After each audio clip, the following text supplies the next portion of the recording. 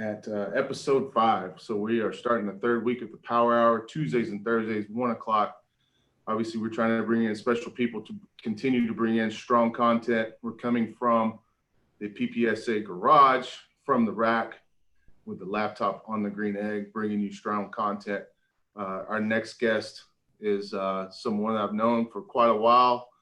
Spent some time in the field and just doing fun stuff like Squattober with, and obviously you see these people at conferences and you stay intact, and just really have seen Candice really grow in the field. So I wanted to bring in her, and I know she's been doing a lot of special things in her life that I'm hoping she's going to share today with her presentation. So Candice Walls, welcome. It's you, and you got the floor. No, thank you for having me. I'm excited to be here. I mean, not gonna lie, pen and paper. I've been wanting like a little thing on a sheet of paper for a while, so it happened. I can check it off my list.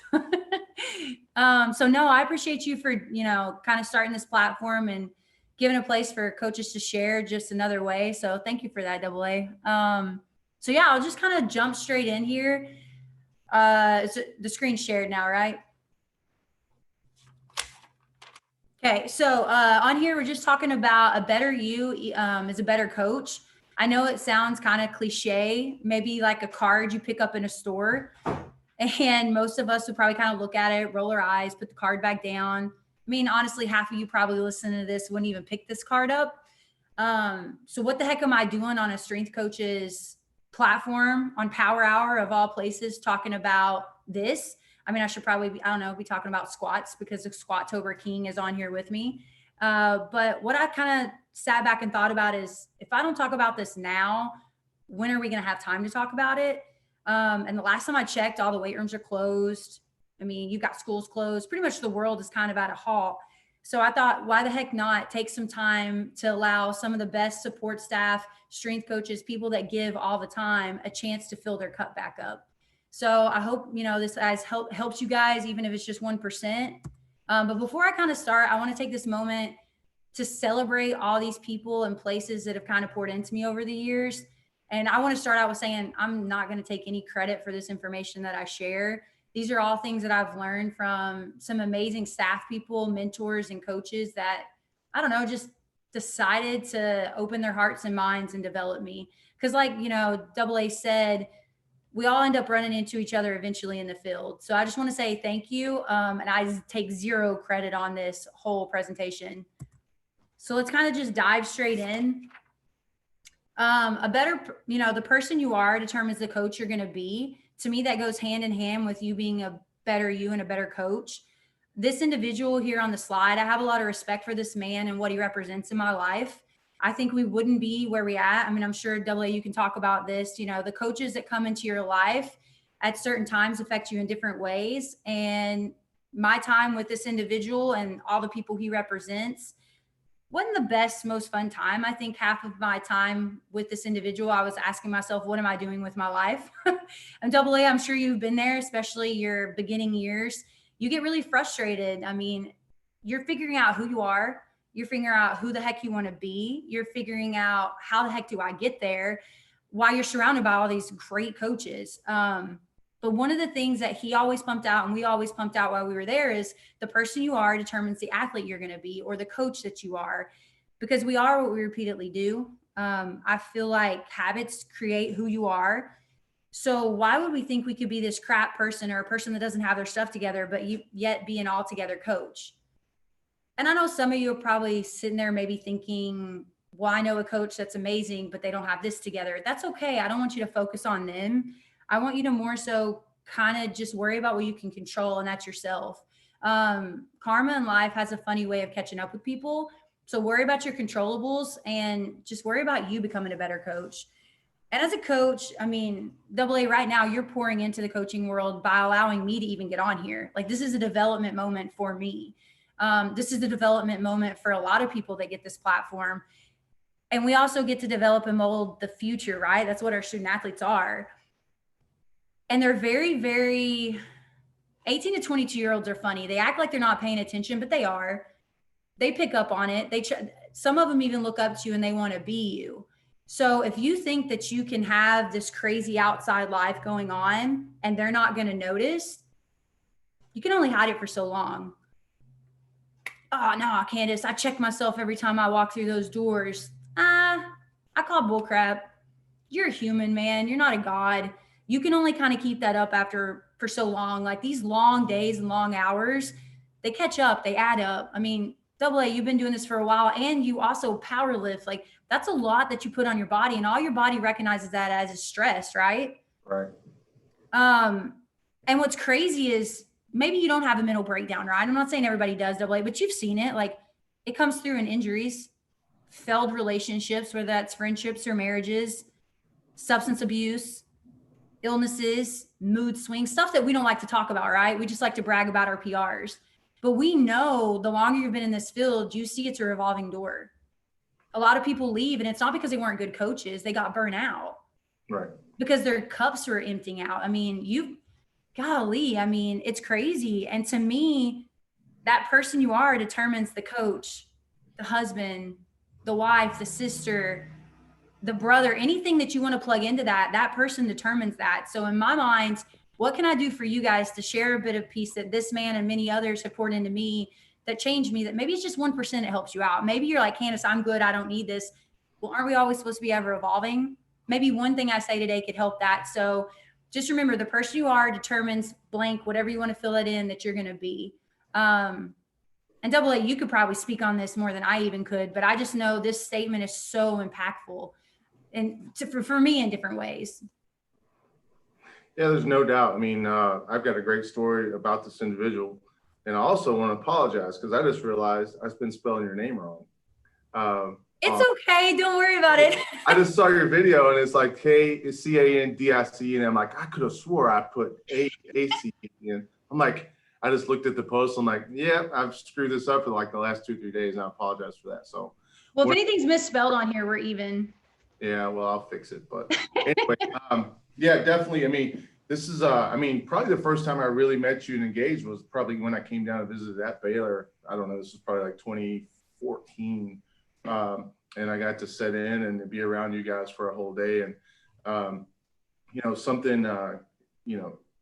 Kaz came and spoke at the clinic, and something that I really took away was he talked about, when you put a sign up in the weight room, like above the water fountain or whatever, he was basically saying like, it's just a sign until you make sure, like you have to talk about what's on that sign all the time and point to it and illustrate about it and use it as examples. He's like, it's just a sign. No one pays attention to it. And he was saying like, if you're going down the road and you're going 80 and you kind of know the speed limit's 70, but as you go by that 70-mile-an-hour speed limit, you don't pay attention to it until you see a cop or a policeman. Then you reference, how fast am I going all of a sudden? That speed sign was very important back there. Okay, why is it important? Because there's a policeman, he's probably radaring me, and you kind of have that panic moment. Yep. And that's very much similar to hanging a sign in your weight room. It's like if you don't make it important and show them and scare them a little bit what's on that sign and what it means to the program. He's like, it's just a sign, just letters on a piece of paper. Yep. And if you even noticed in the picture, like we were big on putting that on our shirts. Whatever our message was, like we breathed that, because these kids pick up on what you put out. Let me rephrase that. These young adults, because that's what they are. They're not kids. They pick up on that. So anyway, moving on, what we kind of did for me, this is what I live my life by, these 5 expectations. And like I mentioned before, I didn't come up with this. It was a bunch of great people that sat in a room and we sat there and threw ideas at the wall, and bam, we came up with these 5 expectations.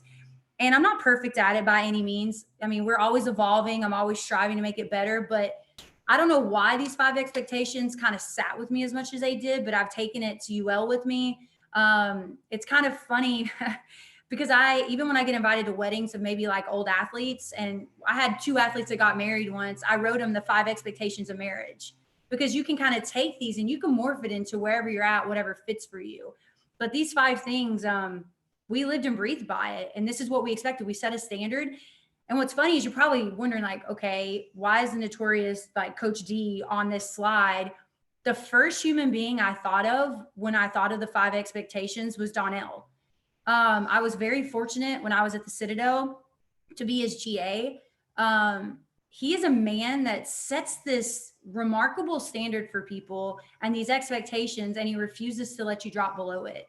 And I think everyone in life, especially young adults or young coaches in the field that's striving to kind of become who they're going to become, they need that. People need that discipline and people need expectations for him. And Donnell, to me, is the essence of that.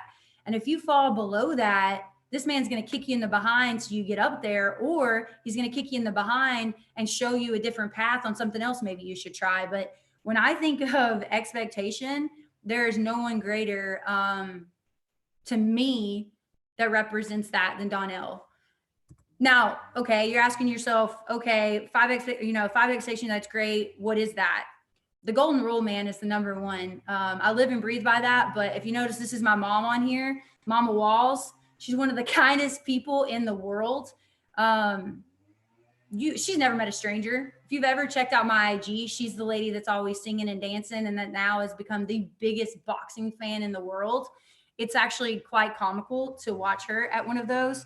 But she by far sets the example of what that means.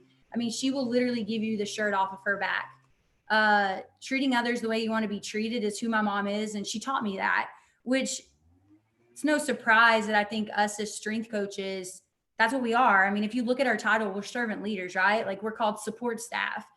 Our job is to treat others the way they want to be treated. Our job is to make sure the coach is okay. Our job is to make sure the players are okay. Then you got to turn around, and some of you may be married and you got to go take care of your family. So there's always an expectation to treat these people a certain way. So to me, I had such a great role model for that.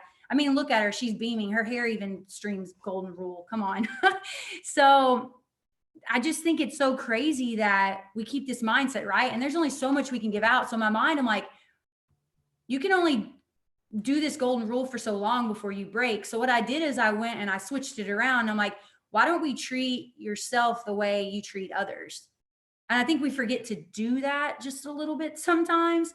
And I want you to take a minute and think about that. Like, it's dating 101. I mean, you have sons. I'm sure you're going to have this conversation with them soon enough, that you can't love anyone else until you can love yourself. And when you're teaching these, because some kids come to you and maybe they came from a rough background, maybe you're working in college, or maybe you work at the high school level, and you have these kids that maybe don't have the best home life, and they come to you and they don't know what it's like to have self-respect. They don't know what it's like to truly be loved. And maybe you're their only example, but you say to them, like, you're the one that's going to set the respect on how you want to be respected. You set that standard. Like, we literally create the narrative of how people treat us. But I think as strength coaches, somewhere along the way, that disconnection happens. And it's okay if we work 20 hours and run ourselves down, and we go through 2 marriages, and, you know, we are sick and we've broke our, like, all this stuff. And I think what we have to do is just stop for a second and ask yourself these questions. Would you be okay with your student athletes lifting at 4 a.m. or 9 p.m. at night and still keeping their schedules and only averaging 4 hours of sleep? Would you be okay with your student athletes drinking 4 energy drinks per day?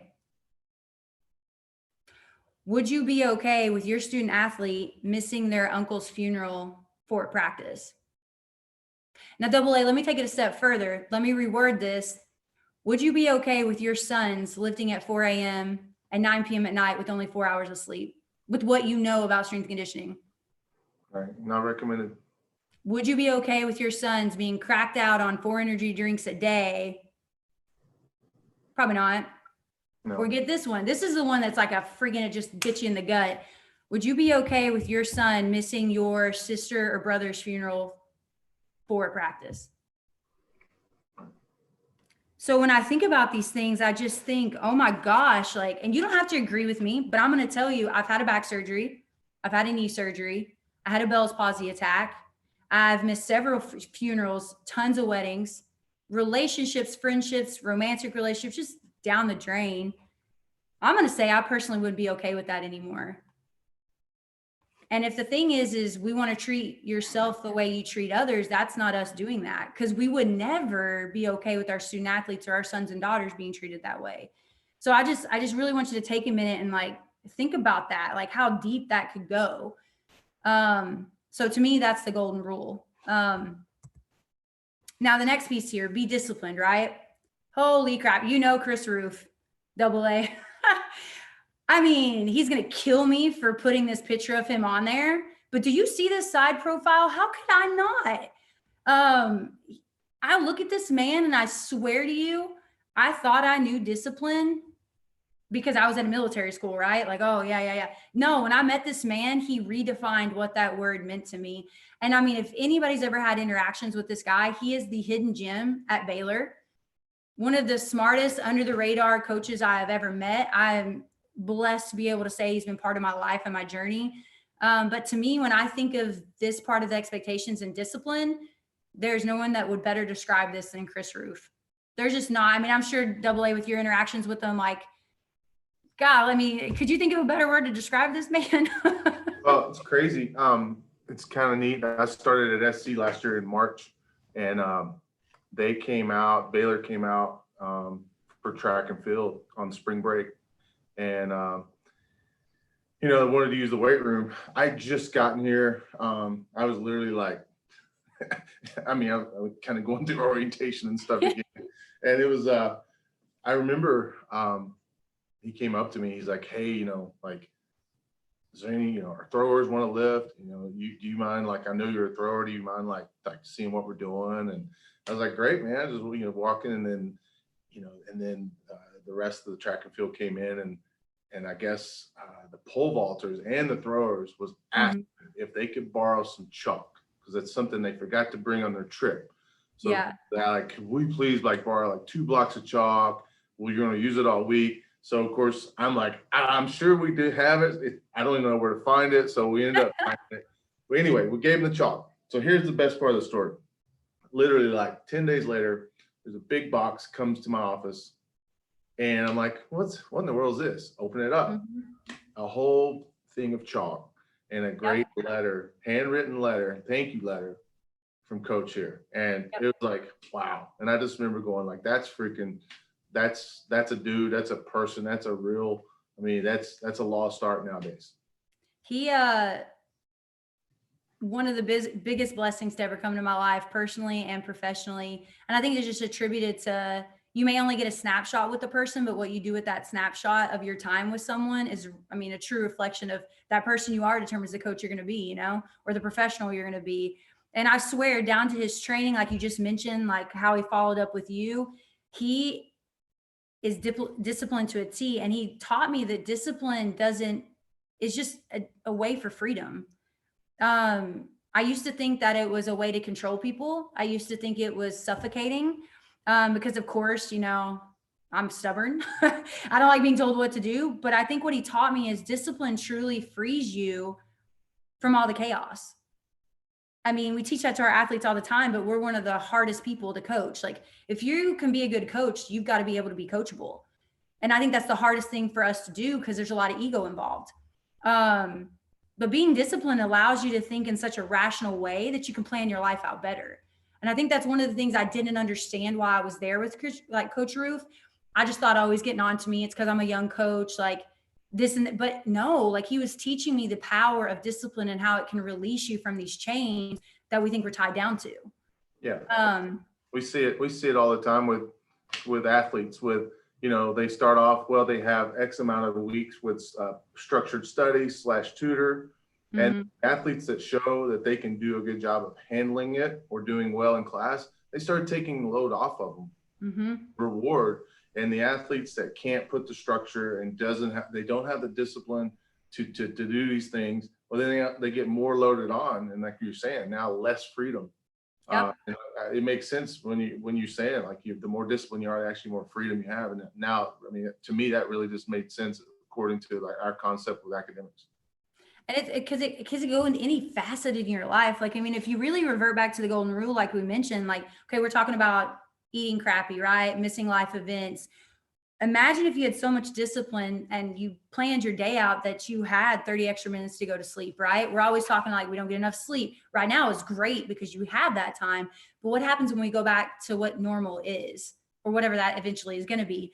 What if possibly you could plan your day out? And I look back at this and I just could not understand how he had kids and a life and all this stuff. And he still was able to do it, but he was very disciplined. It was the same time every day. You could find 45 minutes to slip that training session in.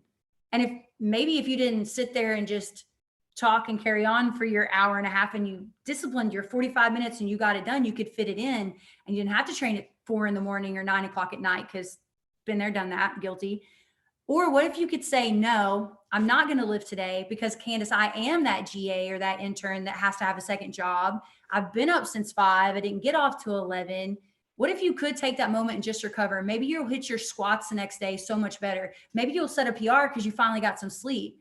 Can you be disciplined enough to say no when really in return, no means maybe you get that PR 2 days later, if that's what you're so focused on. But my thoughts, and they're just merely my thoughts, discipline equals freedom, and freedom equals just another possibility of filling your cup up just a little bit more. And it's that 1% I talked about. You don't have to change your whole life.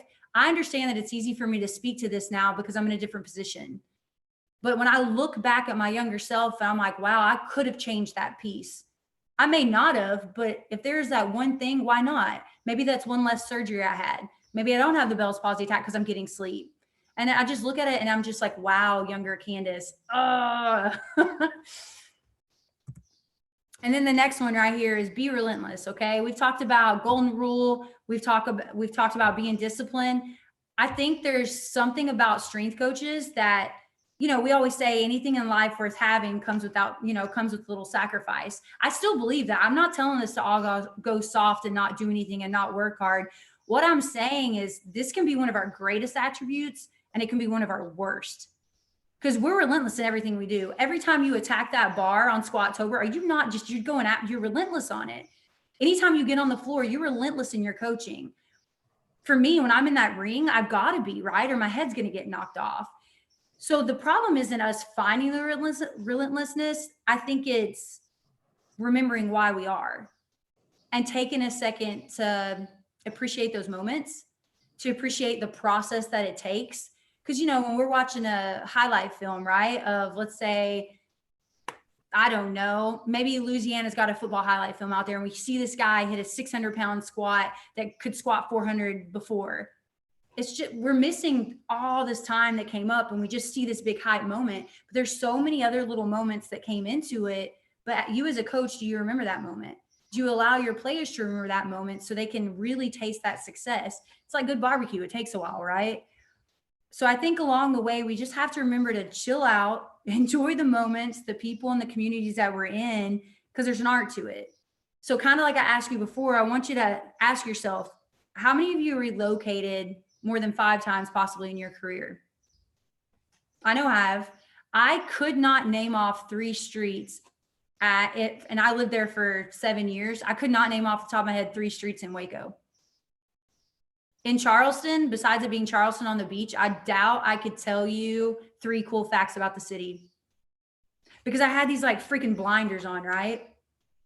I could not name off, and maybe this is just me, I could not tell you 3 people, first and last names, that I still speak to that I became friends with in Austin, Texas, outside of strength conditioning. That's freaking crazy. You telling me I get to work in a field where I get to live in multiple cities and states, and I didn't take the time to enjoy that just a little bit? I mean, I lived in freaking Charleston, right? I'm 5 minutes from the beach. You know how many times I went to the beach? I was 22 years old. I went to the beach 4 times, I think. And it's not because Donnell wasn't like, Candice, go to the beach. But I was like, I'm this poor girl from Kentucky.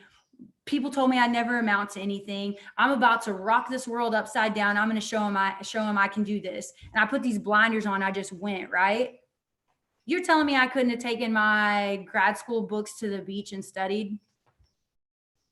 I totally could have done that. I think it's just the perspective and the glasses that we have on at the time that we can't see it. And we're so stubborn, we won't listen to people. D told me all the time, Candice, like, let's go, come on. If it wasn't for him and forcing us to go to his house on Sundays for potluck dinners, I doubt I would have had any socialization. Because I had this mission, right? We set our 5-year plan, let's go. And I mean, you could probably speak on this more than I can, but I just feel as if If we could take a minute to breathe, and I really look back, if I would have gone to the beach 5 more times, would I not be where I am today? I totally would have been. I just think we just need to remember for a minute why we are being relentless. And if I could tell my younger self something, it would be, Candice, enjoy these moments. You're not getting them back. So you're probably like, why is Klaus on here? To me, this man right here, and once again, another individual that's going to kill me. He is a I good see looking nothing. guy. Huh? He is a good looking guy now. Maybe a little bit. He's On pretty here, this decent. human being is probably the most relentless human I've ever met. But the thing is he does it in such an artful form. And maybe it's his Brazilian side a little bit. Think about it. Just if you just really sit back and look at his story, he's a man that came from Brazil at 20, moved to Canada, right? Taught himself English, then somehow stumbled into the US, got into college athletics, however he was able to do that, stumbled into the WNBA, stumbled into the SEC, then somehow now he's in the NBA. Like, are you freaking kidding me, Double A? Do the math on the chances and the odds of that happening. And some people are going to be like, oh, well, you know, he knew the right people or he got lucky. Yeah, that's part of it. But at the same time, he was freaking relentless. He didn't let language barrier stand in the way. He didn't let being in a different country stand in his way. He was so relentless about it. But the one thing that he does way better than I do is he remembers to embrace those moments, and he knows how to enjoy where he's at in a way that I strive to be. I mean, you're supposed to be around people that make you better, right? I hope one day I'm able to master this like he has.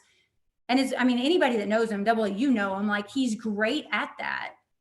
And he's just unapologetically, I'll say it, being ruthlessly relentless. It's just a really cool thing to be part of and watch somebody that's kind of mastered it. But when it comes to this word, I can't help but to think of a better person than this man right here. Yeah, in my experience too, you get a lot of people that reach out like, hey, I'm going to be in LA in 2 weeks. We should get a lift in together. Great. You stumble on, that it's kind of up that thing. Hey, you talked about this. I'm trying to plan some stuff. You still want to get that lift in. Like, oh, shoot. You know what? I never did come. Mm-hmm. Okay. Well, I'm glad. Man, Klaus was like, hey, I'm going to be in LA in 2 weeks. Lift in the week before, be in there Friday. You ready to go? And I mean, go in there and he's waiting on you, Yep. He's waiting on you. And that's just something like I've always taken away. If he reaches out, he's going to follow through. Yep. And he finds a way, and somehow he does it with a smile and such ease that I get at moments, I get so jealous. I'm like, that's where I say his Brazilian side comes out. But I don't know. There's just something truly, if you can master that art of it, you could conquer the world. Now, communication, that's the fourth one here. This is a picture of Marcy Jobson. For those that don't know her, this lady is like on the 99 World Cup team.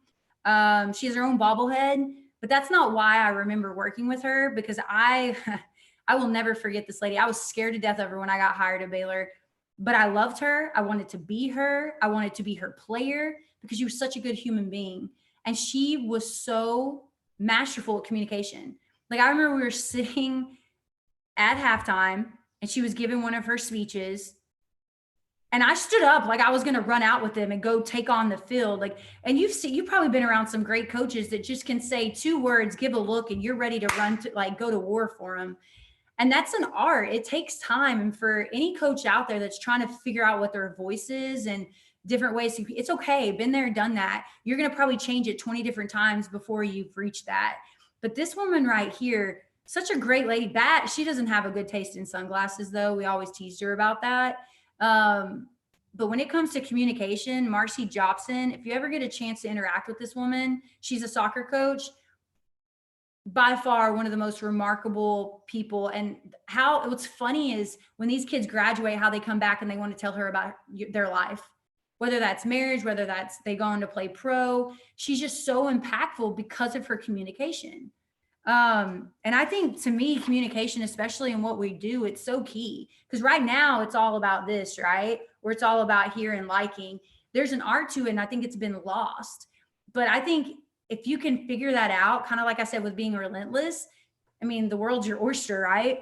And this is the other problem. People don't even know how to communicate to themselves, let alone other people. And I think a lot of times, like you as a strength coach, would you walk in front of your football boys without planning anything out and say, we're going to do this, this, and this today? No, you would take time, write your program out, think about it, have the plan written down, probably run it through somebody, and then you go present it. So why don't we do this with everything? I know, I mean, I told you about this. I was up to whatever time in the morning practicing this because I knew I had this moment and I knew communication was key. So I had to practice how I wanted to be intentful, because I've done the thing where you shoot from the hip and you offend people, you say the wrong thing, you get off of here and you're like, oh my gosh, I ruined my moment.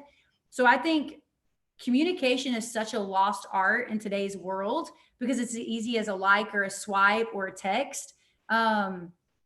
So what you got to do is you got to have a plan. You got to tell yourself what your plan is and tell somebody else about it, and then put that sucker out there. So when it comes to communication, guys, you can become the best coach from it or the worst. I mean, you've probably experienced that before, double A. I know I've gotten myself in a lot of trouble not being able to master that.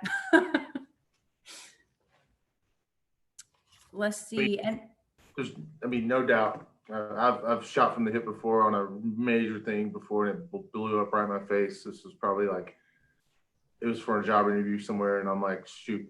Came back, and I'm like, well, I just realized like there's not a chance, and took that and learned from it, and then the next opportunity a year later went in the total opposite with the most preparation ever, and ended up like I was the first candidate, and they're like, well, we got 2 other guys to bring in, but we'll be calling you. Yep. It was a done deal, and it was just the difference of being prepared. And I think preparation is the key to success, right? And I think even just prepping for how you're going to talk to someone, how you're going to talk to your athletes on the floor, because I mean, it's 2020, everything we do is recorded. It's a click of a button. Like, you can't take those moments back sometimes. So I think just making sure you're very intentful in what you say and prepping for it can set you free or handcuff you for the rest of your career. And then also, like, just being able to communicate and be honest with yourself. Do you have time for this in your life? Can you say yes to this, or do I need to say no to this? And if you can't tell yourself, hey, I'm overloaded, how do you expect to be able to tell others? So I think just taking care of yourself and filling your cup up a little bit more, communicate with yourself honestly, man. You expect your athletes to do it. I think we just have to kind of live what we preach. Now, the last part is talking about no excuses. I think this one is huge. I think living this kind of lifestyle with all 5 of these is obviously a choice, and it all goes back to the golden rule. Would you allow your athletes to make excuses? And to me, I put these pictures up on here because when I look at Pat Summitt, I was obsessed with this lady. And she, to me, is the definition of no excuses. For those that don't know Pat Summitt, shame on you. You should look it up. She's one of the most winningest coaches of all time in any sport. She literally started at Tennessee, pretty much started their women's basketball program. I think her office was under some bleachers in a closet. They called that an office. By the time she was done with her career, she won basically more games than the other coach, male or female, and she has a floor named after her that men play on. Think about that for a split second. Men play on a floor named after a women's basketball coach. It's freaking crazy, right? So to me, as a young woman coming up and like just growing up outside of my parents being a good influence, I saw this lady and I'm like, wow, like she really pours into these other people. I want to be her. Like, I want my life to have some impact like this woman. She's made no excuses for herself. Why should I? And I think that's kind of faltered into the rest of my life. And that's the beginning of my career, right? That started me out. And then you look at this boxing thing, and that saved my career. So like, this woman helped start it out, and these boxing people helped keep me there. Cause I think we all reach that point where it's like, okay, what are we going to do? Are we going to stop and quit because we're burnt out? Or how do we reinvent ourselves? And boxing to me came at a time in my life when professionally it was a little rocky. I was on a staff where everybody was being let go. Personally, I was going through a devastating breakup. And when you're about to hit 30, go through a breakup, tell me about it. It's freaking terrible, right? Or I at least exaggerated and was extra into making it terrible. And I was just at this crossroads, like, what the heck do I do? And boxing fell into my life and it changed it. And this man up in the left-hand corner, first guy to ever really truly hold mitts for me. Jamie's amazing. You look at Bo Williford here, he was sparring partners with Ali. The man wouldn't even know how to make an excuse. He actually started a nonprofit double A, and he had it open for 50 years until he passed this past year. I mean, that's crazy. Imagine how many kids he impacted. You have the other lady here. Her name's Deidre Gordy. She's a boxer from Ireland, and it was actually illegal in Ireland for women to box. So you know what she did? She left the country. She came to America, and she became a world title holder. And I get to, she's my coach. Like, are you freaking kidding me?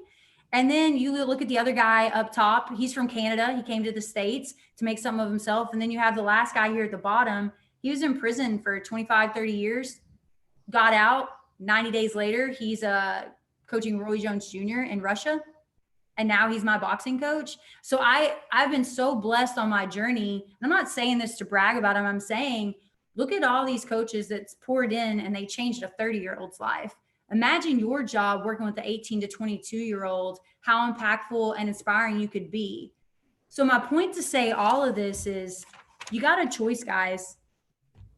Make excuses, don't make excuses. But bottom out line is right now we're in quarantine. We're in uncharted waters to where right now we don't have an excuse to say we don't have time. So take the time, invest in yourself, because in the long run, when you invest in yourself, you're investing in the future of your student athletes, your kids. And to me, there's just no excuses not to do that. Why not do it now so you can benefit from this in the long run? And I just want to say thanks, Double A, for letting me on here. I want to say thank you to my, like, the staff that I work with and everybody that I have. I would not be here without the freaking amazing individuals I get to work with at UL. They allow me to be able to do any of this stuff. And guys, like, I don't know, reason, season, and lifetime. There's lots of reasons why people come in your life. There's a season maybe, but you know, for those that are fortunate enough that we get to spend a lifetime with, you know, it's pretty much a blessing. So take care of yourselves, fill your cups up. And I hope this helped out maybe just 1%. Yeah. And just to kind of go back on your last slide with Pat Summit. So I went to the University of Tennessee and I was a shot putter there. And I remember over Christmas break, I drove back home because it's cold outside. I drove over to Stokely Athletic Center. I lived about an hour away from campus. So I could just throw my own, get in the indoor, which that's where the basketball teams practice. This was, again, back in the, you know, like 1996. So this is a while. And I remember I went in and I saw the women's basketball team kind of getting stretched out. And I'm like, oh, shoot, I probably didn't time this real well. Yeah. Because I'm going to be off to the side, but, you know, I'm over here throwing a shot put. It's booming when it hits the ground. It's probably going to be a distraction for the team. So I kind of like asked permission and I was like, hey, is it possible? And they're like, yeah, go for it. You know, we're just going to do our deal. And I remember just practicing, but I remember I'd have to stop sometimes and just listen to her talk to the team or yell at the team. I was just kind of going, holy cow, like, this is so good. Like, so neat to be at this presence and hear this. And the cool part of the story was, I remember going indoor season and stuff and things went well. And sure enough, by winning a couple of awards in track, I got an award at a basketball game. Oh, that's so cool. And sure enough, as they're presenting it at a women's basketball game, Coach Summit walks up to me and she says, those extra practices paid off. And I'm sitting there going, she remembered that, you know? Yep. Remember me being there by myself without a coach, doing it on my own. And, you know, when she got diagnosed, I was actually out here at USC, and she impacted me in that moment, just that time so much that I actually pulled out a thank you card from SC, thinking about you. And I wrote her a handwritten letter and just saying, think about you. And then, like, you impacted my life. And I told her the story in the letter about how you remembered that practice I was doing by myself. And it was really cool because a couple weeks later, guess what? Handwritten letter back. That's awesome. From her. And I was like, holy cow, this was really cool. So anyway, thanks, Candice. Our next guest, Jill, you know, today's her big birthday. And so she might be a little distracted to come on here and talk about her talk. But Jill Zeller will be with us on Thursday, 1 o'clock. She's a great assistant here at USC. Just a fireball of energy with just so much passion. It just oozes out of her. And can't wait to have her on Thursday. Again, thank you, Candice. And we'll wrap this up and we'll see you next week. Or I'm sorry, this week on Thursday, 1 o'clock Power Hour.